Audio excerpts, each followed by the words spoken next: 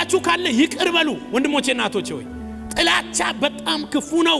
መንፈስ ቅዱስ መሐላችን እንዳይሰራ ያደርጋል። ስንቶቻችን እውነተኛ ፍቅር፣ የክርስቶስ ፍቅር፣ ሰበብ አልባ ፍቅር ለወንድሞቻችን እንሰጣለን?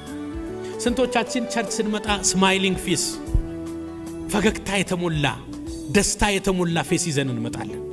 መቼም ፍቅር ከፊትም ይታወቃል፣ በውስጥ ያለ ወደ ውጭ ስለሚወጣ ኢንከሬጅ ከማድረግ ይታወቃል።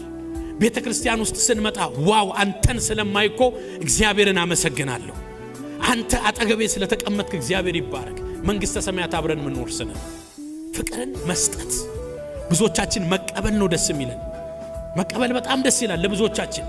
እወድሃለሁ ስንባል እንዴት ደስ ይለናል። እኛ ደስ እንደሚለን ግን ሌላው ሰው ደስ እንደሚለው ገብቶን ምን አለ ሰውን በጌታ ፍቅር እወድሃለሁ ብንለው። አቤልና ቃየልን እኮ አስቀምጧል።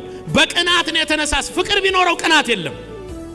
ያ የጽድቅ ሥራ ሰራ ማን? አቤል። እግዚአብሔር ወደደው ተቀበለለት። ቃየል ግን ተነስቶ ገደለው ይላል። ዛሬ ብዙ ሰው መጥቶ አይግደል እንጂ በውስጣችን ወንድማችንና እህታችን ሞታለች። የአዲስ ኪዳን ኃጢአት ደግሞ የሚጀምረው ዱላውን ስታነሳ አይደለም፣ ሐሳቡን ስታነሳ። ነገር ከሯል። ብሉይ ኪዳን ላይ የገደለ ነው ገደለ የሚባለው፣ አዲስ ኪዳንስ የጠላ ገደለ ይባላል። ስለዚህ ብዙ ሰዎች የሞተ ወንድማችንን ተሸክመን ነው የምንሄደው። ምን ጠላ ከሆነ ወንድሙን የሚጠላ በጨለማ ይኖራል ይላል።